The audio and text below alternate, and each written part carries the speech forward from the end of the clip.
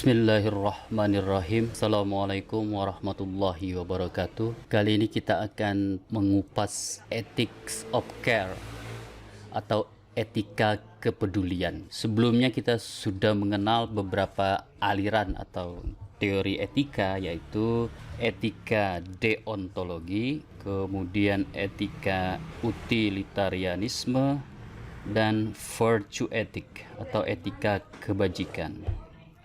Tiga aliran besar yang terkenal. Kemudian muncul apa yang disebut dengan aliran baru, yaitu care ethics atau ethics of care. Diterjemahkan biasanya ke dalam bahasa Indonesia adalah etika kepedulian.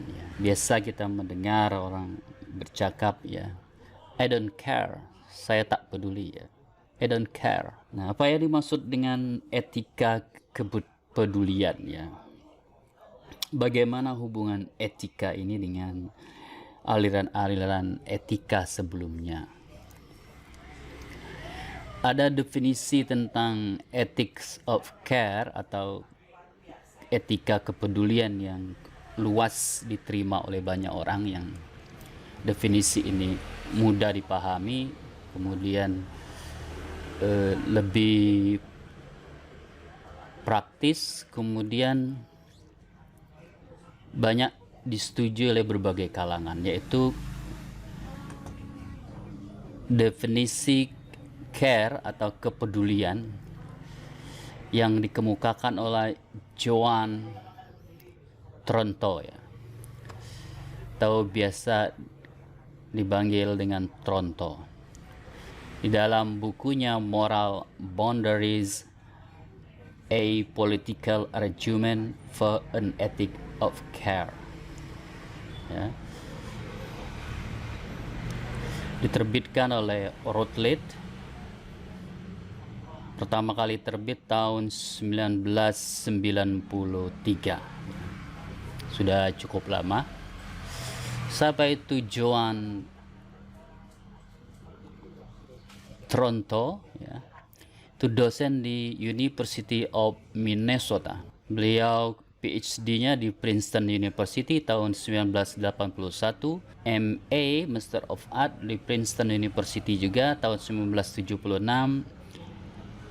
AB Oberlin College tahun 1974. Di Wikipedia informasinya itu beliau lahir tahun 1952, seorang profesor ilmu politik di University of Minnesota.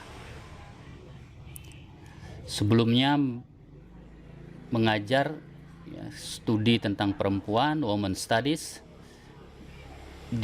dan political science di Hunter College dan di Graduate School City University of New York. Nah, ini dia Ibu Joan Tronto. Kali ini kita akan membaca buku beliau, terutama definisinya tentang kepedulian, ethics of care. Definisi yang dikemukakan oleh Tronto ini, kenapa begitu secara luas diterima oleh orang definisi beliau tentang kepedulian itu? Karena secara epistemologis tidak terlalu abstrak, kita bisa mengenalinya apa yang dimaksud dengan peduli. Menurut beliau, care is common word deeply embedded in our everyday language. Di dalam kehidupan sehari-hari kita sering menggunakan kata care. Misalnya kalau orang Inggris, I don't care, saya tak peduli. Di sini beliau mencontohkan, misalnya ketika kita mengatakan we care about hunger, kita peduli tentang kelaparan. Misalnya di daerah tertentu seperti Afrika misalnya, itu ada kasus di mana orang-orang, anak-anak kelaparan. Lalu kita bilang, saya peduli.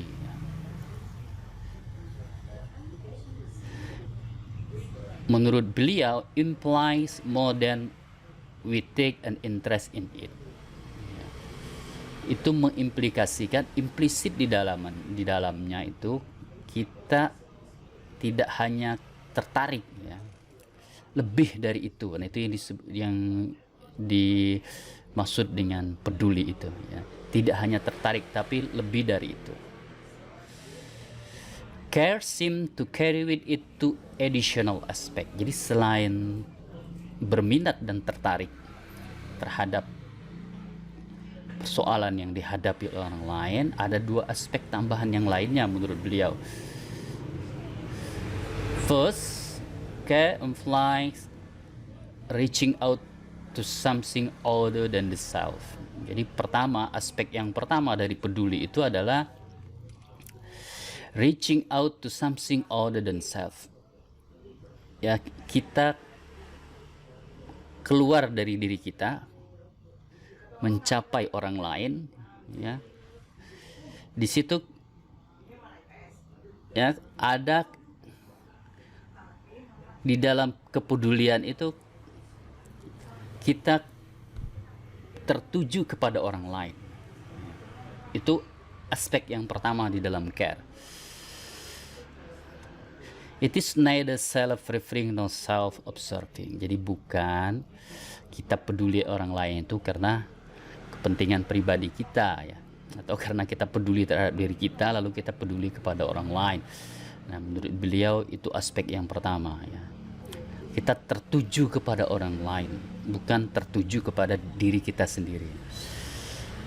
Second, aspek yang kedua dari peduli adalah implicitly suggest that it will lead to come to type of action. Jadi dua aspek utama yang harus ada di dalam care, dalam kepedulian itu adalah, yang kedua adalah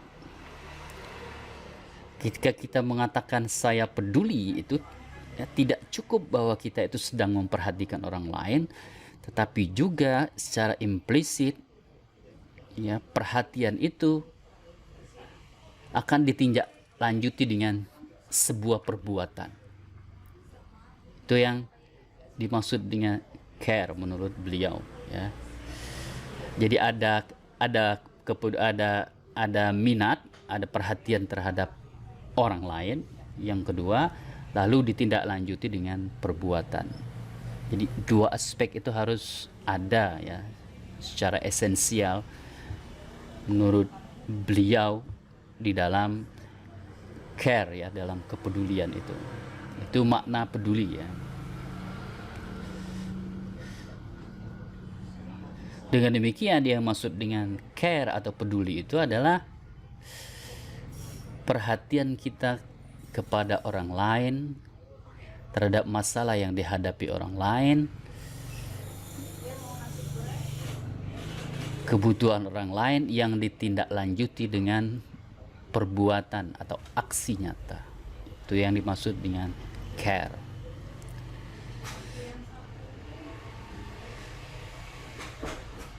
We will sing someone who said, I care about the world's hungry, but who did nothing to alleviate what hunger, didn't know what it meant to say that she shared about hunger.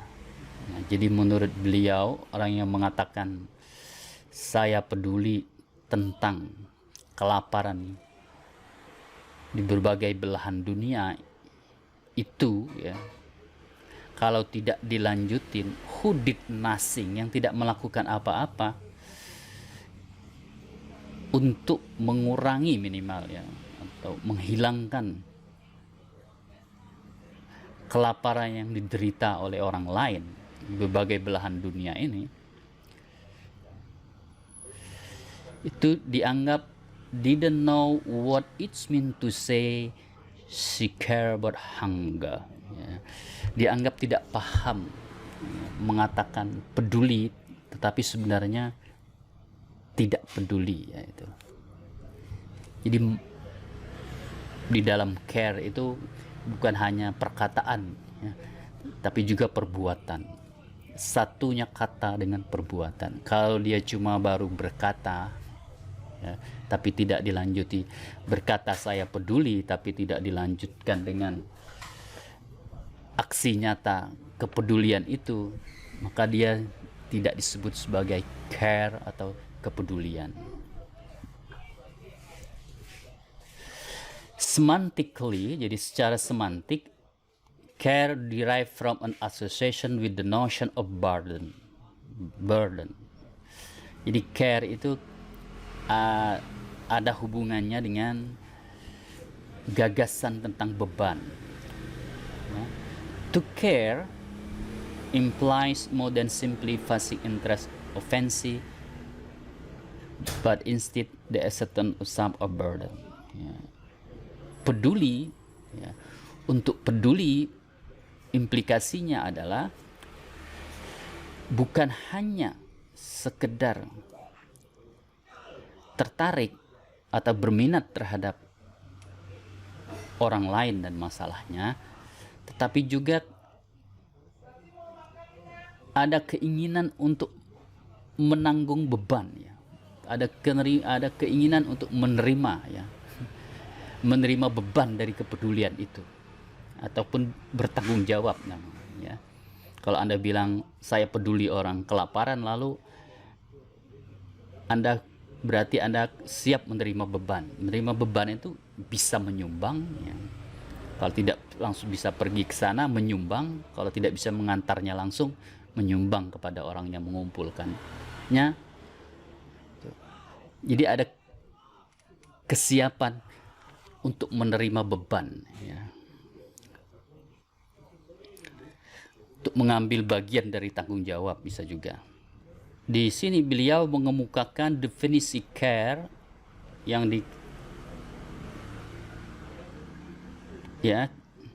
dirumuskan oleh beliau dengan Berenice Fisher.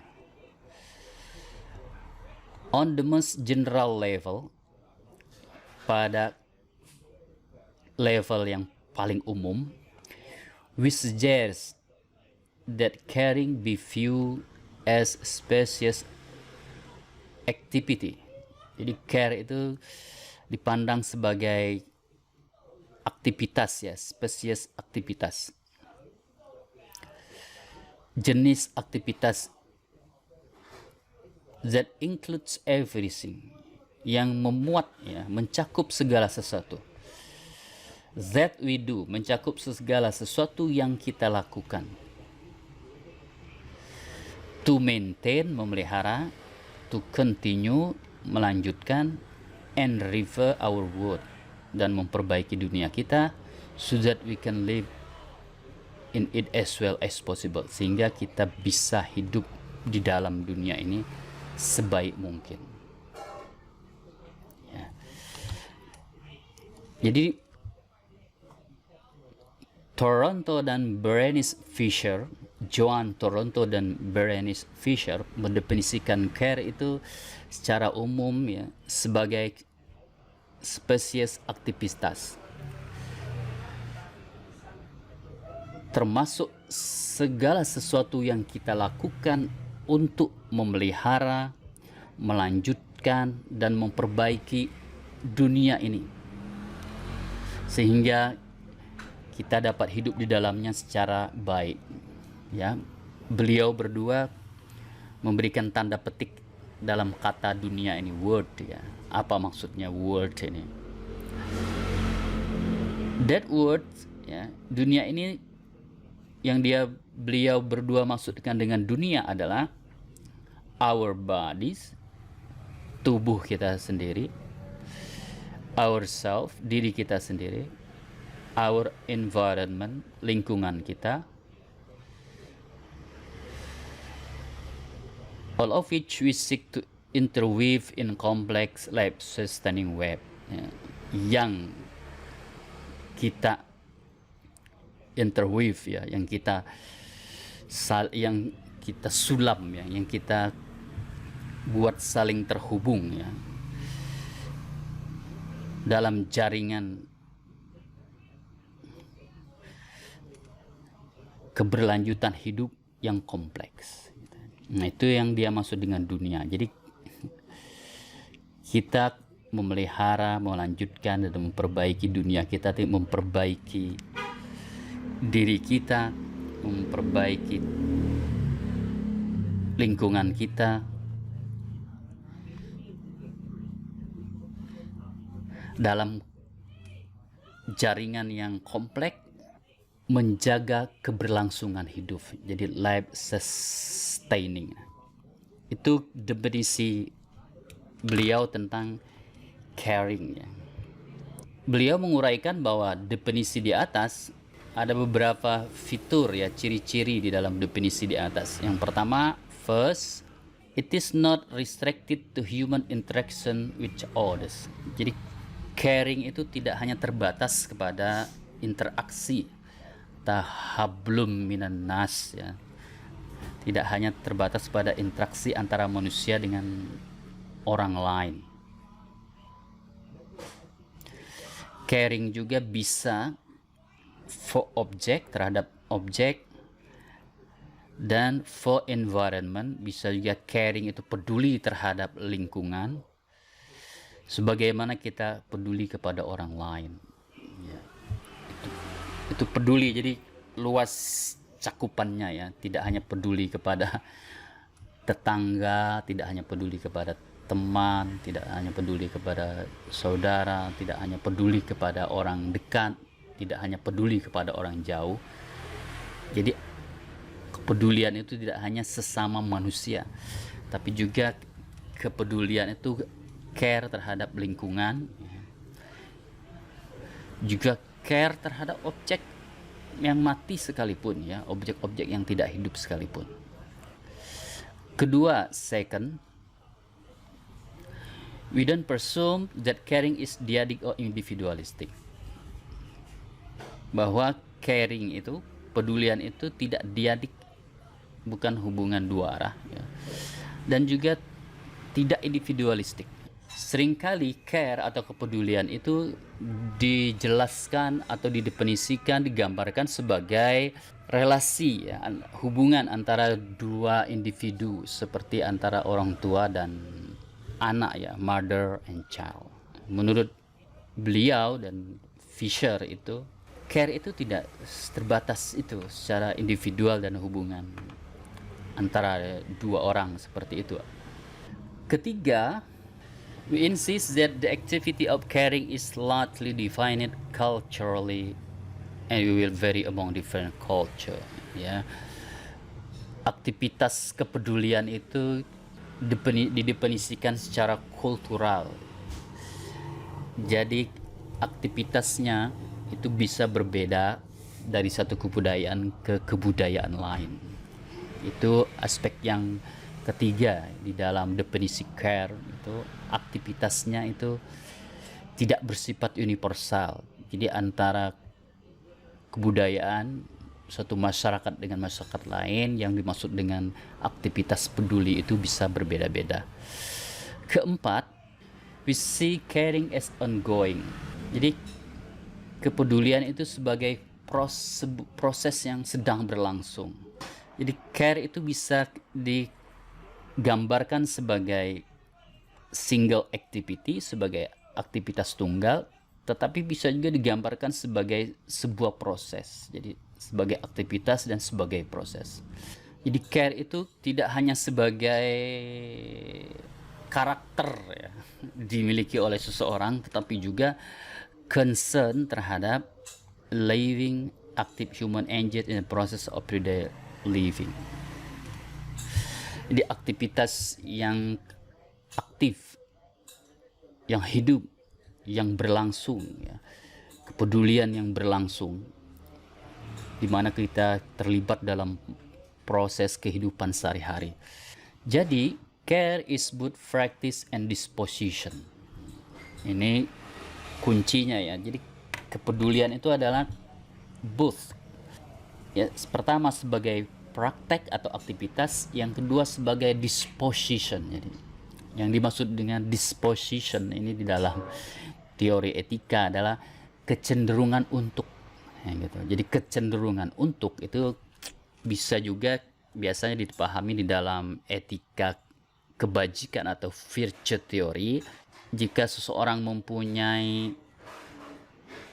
memiliki di dalam dirinya karakter peduli, itu jadi dia terbiasa berbuat peduli. Jadi dispositionnya itu terbiasa untuk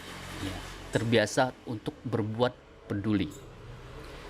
Itu yang dimaksud dengan disposition, ya, kecenderungan untuk. Oleh karena itu sebagian orang itu menganggap bahwa ethics of care itu adalah bagian dari teori virtue ethic, ya, etika kebajikan. Karena care itu menurut virtue ethic itu sebagai bagian kebajikan seperti keberanian, kemudian kedermawanan. Nah, caring itu dianggap sebagai value, nilai seperti itu, atau disposisi. Itu yang dimaksud dengan disposisi itu. Disposisi itu di dalam diri kita ini ada kepedulian, ya. Kemudian kepedulian itu membuat kita cenderung untuk melakukan suatu aktivitas, gitu ya. Tapi itu masih possibility, ya, belum aktual aktivitasnya. Itu yang dimaksud dengan disposition, ya. Jadi ada possibility, kemungkinan orang itu untuk melakukan perbuatan peduli.